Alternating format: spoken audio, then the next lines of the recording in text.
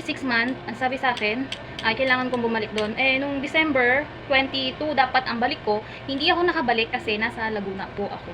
Kaya ngayon pa lang ako pupunta, January. Kaya yon. So, ayun guys. See you later. Bye! Ayan guys, sumakay na nga po kami ng tricycle at tuwan-tuwa yung anak ko. So guys, isang sakay lang naman ang papunta dito sa EO, dito po sa loob ng Pure Gold, Paso de Blas.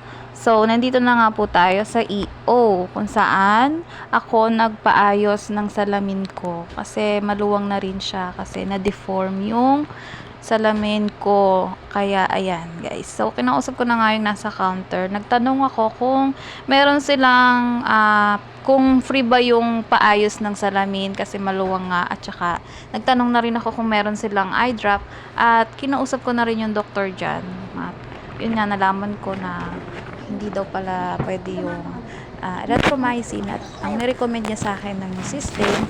At yun nga guys, ang galing nung gamot na yan, sobrang effective talaga niya. Isang patak lang, talagang nawala yung kati ng mata ko.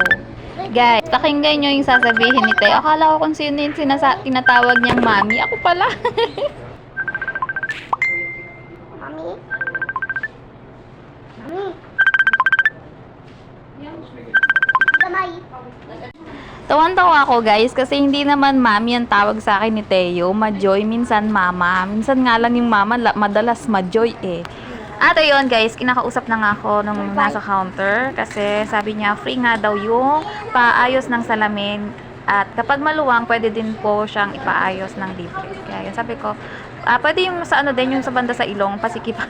Kasi sobrang luwang, nalalaglag na sa ilong ko. At ayan, at umupo na nga ako, waiting na lang. So guys, naibigay na nga sa akin yung salamin ko. At ayun, hindi na siya maluwang, at maganda na rin siya sa mata ko, kasi bumili ako ng panlinis niya sa lens niya. At ayan, papunta na nga po kami sa Jollibee, ang request ng batang ito. Jollibee. So ayan, tuwa-tuwa siya kasi punta na nga kami. At pagpunta nga namin doon, sarado, kaya ayun, bumalik kami. At pag-akit namin to sa taas, may nakita nga akong matanda. Sabi ko kay Teo, ibigay niyo tong coins na to doon kay Lola.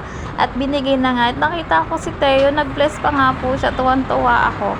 So si Teo, sinasanay ko talaga na magbigay ng mga coins or food sa mga nakikita namin ganong sa kalye. Para habang paglaki niya, natututo siya magbigay sa kapwa niya. So, ayun guys, ito na nga at naglalaro na nga si Teo. Tuwan-tuwa siya kasi napagbigyan na naman ang gusto. At ayun guys, napagod na nga si Teo sa kakalaro, at sabi niya kain na nga daw kami. At ayan, kumain muna kami. Nag-take out na rin ako ng para kay Oyet. At napansin ko, yung tinake out ko, parang ang kunti naman ang gravy niya. Kaya ang ginawa ko, isinalin ko yung gravy doon sa...